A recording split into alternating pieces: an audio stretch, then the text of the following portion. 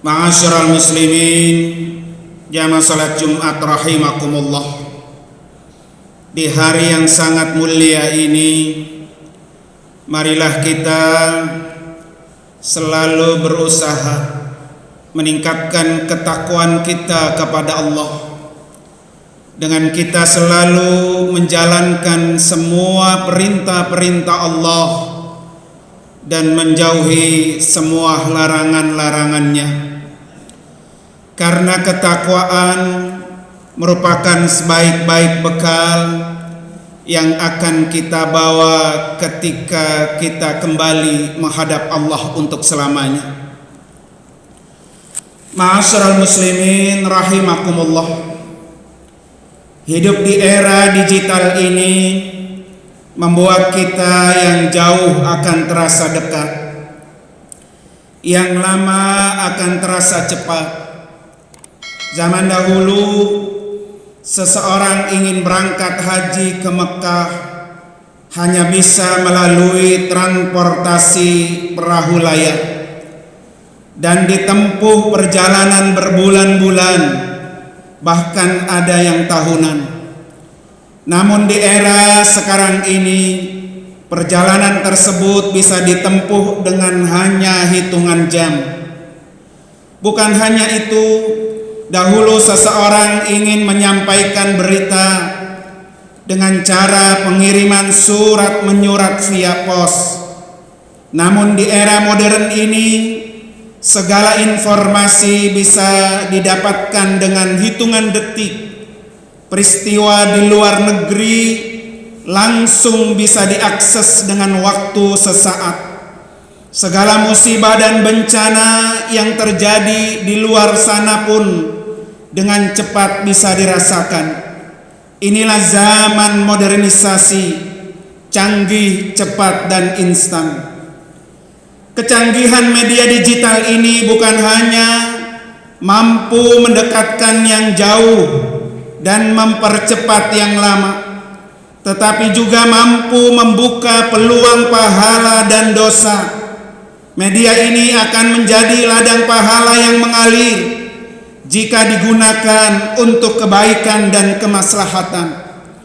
Dan sebaliknya, media ini akan menjadi ladang dosa yang mengalir jika digunakan untuk kejahatan dan kemaksiatan. Termasuk juga jika digunakan untuk memberikan berita-berita bohong, hoaks, dan memfitnah orang lain. Oleh karena itu, seorang ulama besar Mesir, Profesor Dr. Yusuf Al-Qaradawi mengatakan, media internet, media sosial, TV, dan radio itu bagaikan pisau. Bisa digunakan untuk hal-hal yang bermanfaat, bisa juga digunakan untuk melakukan kejahatan dan kriminalitas. Lalu bagaimana Islam memberikan pandangan tentang penyebaran berita bohong, hoaks, dan fitnah?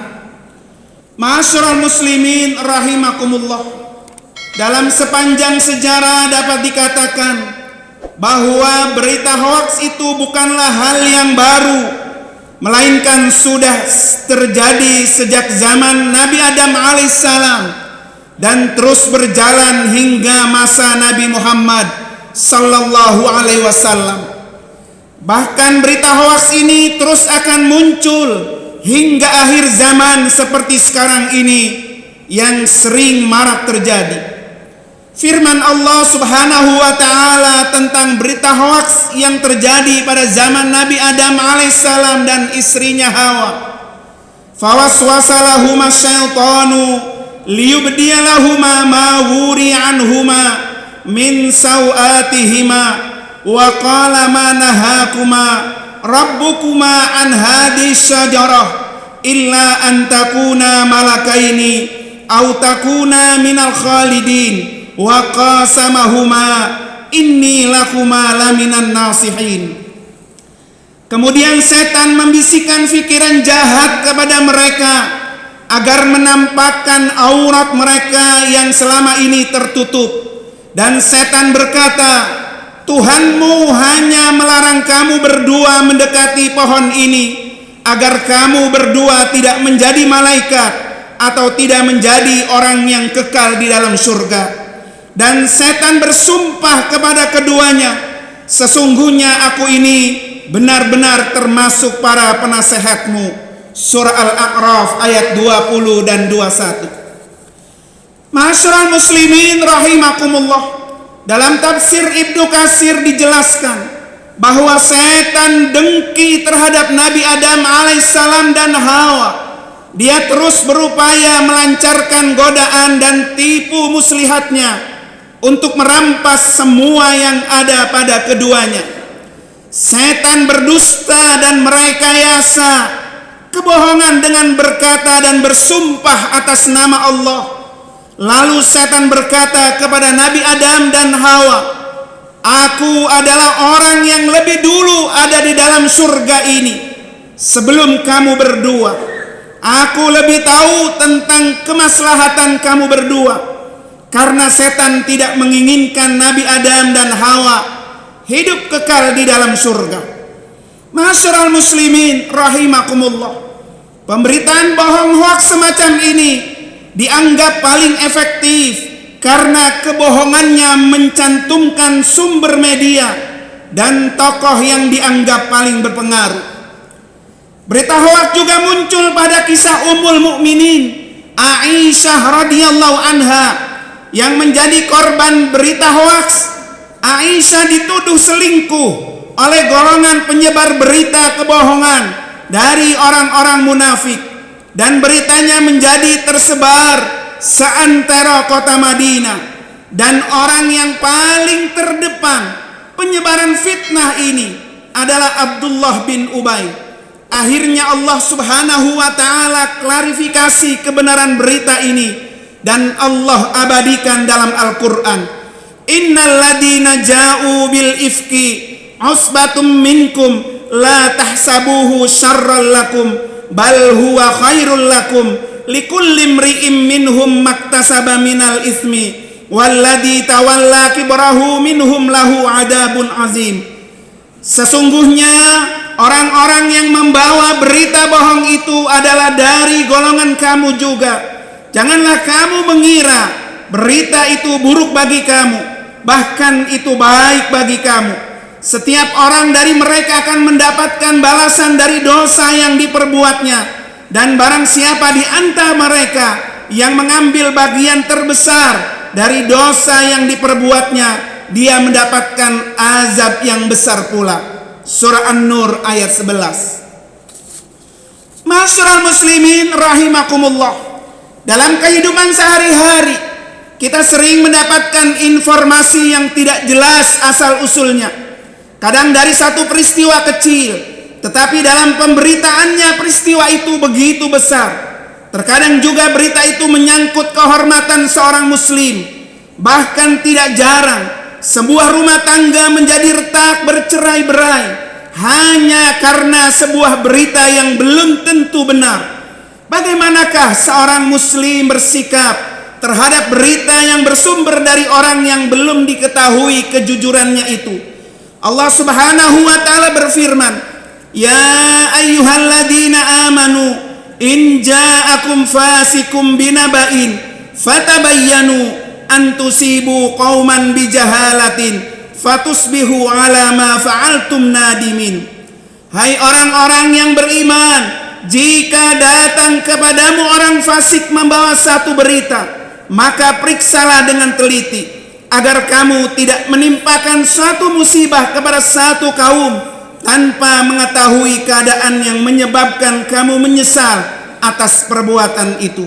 Surah Al-Hujurat ayat 6. Tafsir Ibnu Katsir memberikan makna ayat ini bahwa Allah subhanahu wa ta'ala memerintahkan untuk meneliti berita dari orang fasik agar diperlakukan dengan hati-hati. Janganlah ucapannya dijadikan hukum. Para ulama berbeda pendapat tentang hukum menerima riwayat orang yang tidak kita ketahui keadaannya. Di antara mereka ada yang tidak mau menerimanya karena ada kemungkinan orang itu fasik dalam masalah itu. sedang ulama lain menerimanya, sebab kita hanya diperintahkan untuk memastikan berita orang fasik.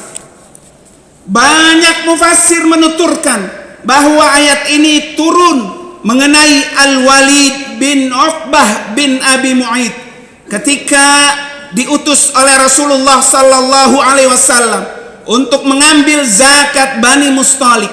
Al-Haris bin Darar, ayah Maimunah binti Al-Haris menuturkan, aku mendatangi Rasulullah, lalu beliau mengajakku masuk Islam, maka aku masuk Islam dan berikrar. Beliau memerintahkanku untuk berzakat, lalu aku berikrar menjalankannya. Aku berkata, wahai Rasulullah, aku akan kembali kepada kaumku. Aku ajak mereka untuk masuk Islam dan membayar zakat. Siapa saja yang menyambut ajakanku, maka akan aku kumpulkan zakatnya. Kemudian engkau, wahai Rasulullah, hendaklah mengutus seseorang kepadaku di waktu ini dan waktu itu, supaya dia datang kepadamu dengan membawa zakat yang aku kumpulkan. Saat harta sudah berkumpul, waktunya pun sudah ditentukan, maka Rasulullah mengutus Al-Walid bin Uqbah untuk mengambil zakat yang sudah dikumpulkan oleh Al-Haris. Di tengah perjalanan muncul rasa takut dalam diri Al-Walid.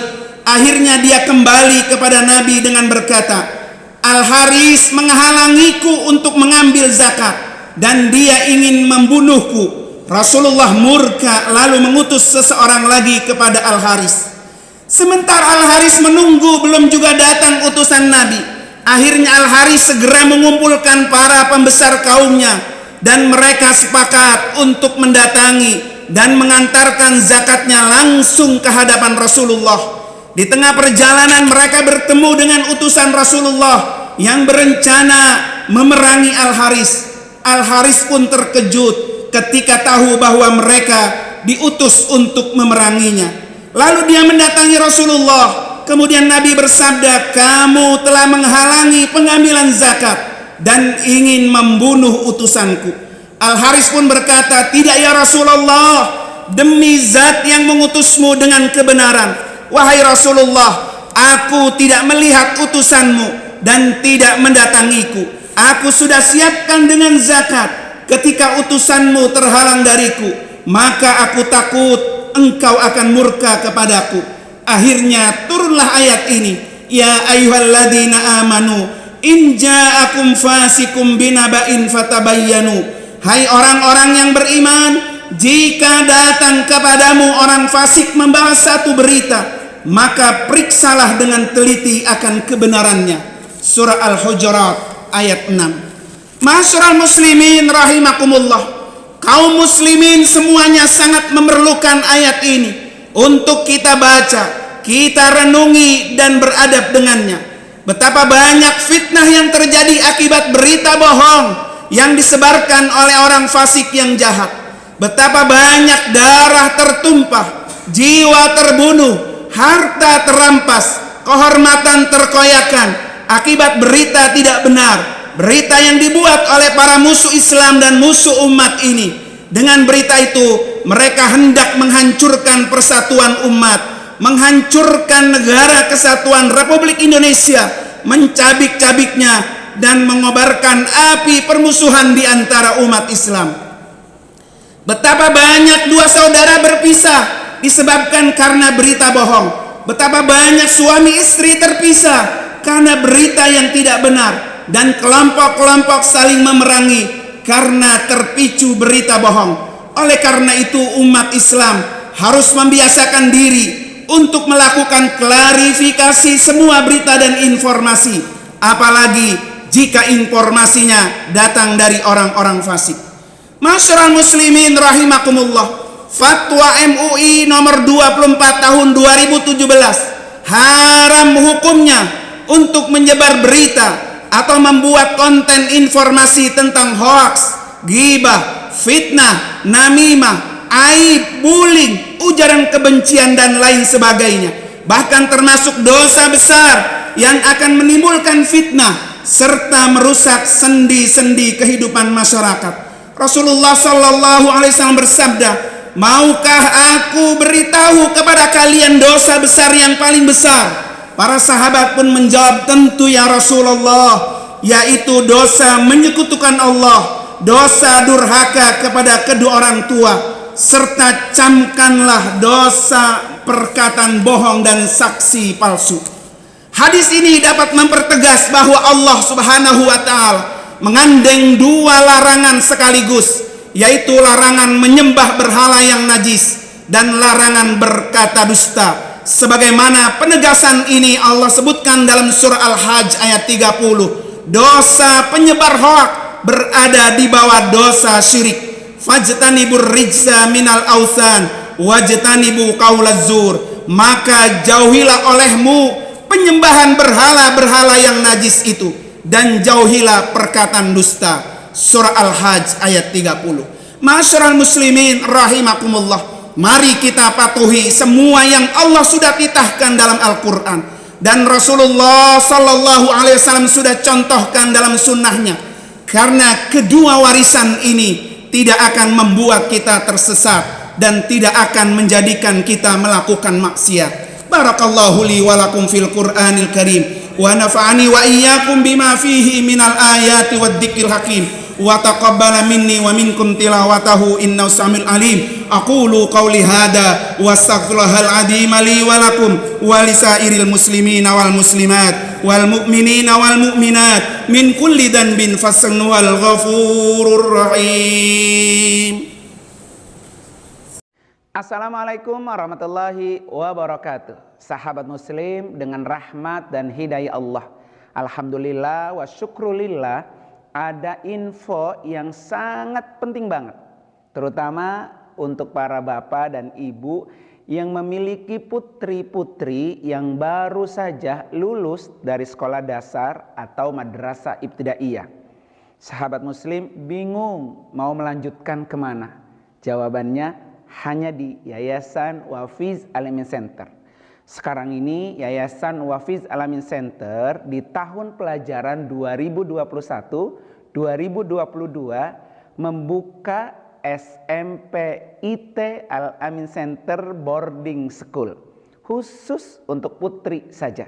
Jadi bagi sahabat muslim yang memiliki putri, sekolah SMP IT Al-Amin Center Boarding School keunggulannya sekolahnya SMP IT terus mondok pesantren. Sahabat muslim, SMP IT Al-Amin Center ini solusi banget untuk para orang tua yang hampir kewalahan atau susah banget nyuruh anak sholat, mengaji, apalagi menyuruh anak untuk menghafal Al-Quran. Pasti kita juga sangat kewalahan. Semua anak itu selalu memegang gadget. Gadget ini adalah salah satu yang mengganggu anak kita untuk sulit belajar. Nah, solusi untuk mendapatkan semua itu, orang tua tenang, anak juga bisa mengaji, sholatnya dengan baik. Masukkan sekolahnya hanya di Yayasan Wafiz Al-Amin Center atau di SMP IT Al-Amin Center. Nih alamatnya. Gampang banget sahabat muslim untuk mengkepoin SMP IT Al-Amin Center. Sekarang ini sudah lengkap ada di websitenya. Website SMP IT Al-Amin Center. Pendaftarannya juga lengkap, visi misinya termasuk fasilitas dan biayanya. Klik aja di websitenya hanya di sini. Website SMP IT Al-Amin Center. Atau juga bisa langsung di barcode, pasti sahabat muslim akan mendapatkan info lengkap. Cukup via online saja, termasuk juga sahabat muslim ingin mendaftarkan putrinya, semuanya hanya via online, jadi tidak perlu harus datang ke lokasi. SMP IT Al-Amin Center melahirkan generasi Qurani yang berkarakter, terampil dan berwawasan iptek. Wassalamualaikum warahmatullahi wabarakatuh.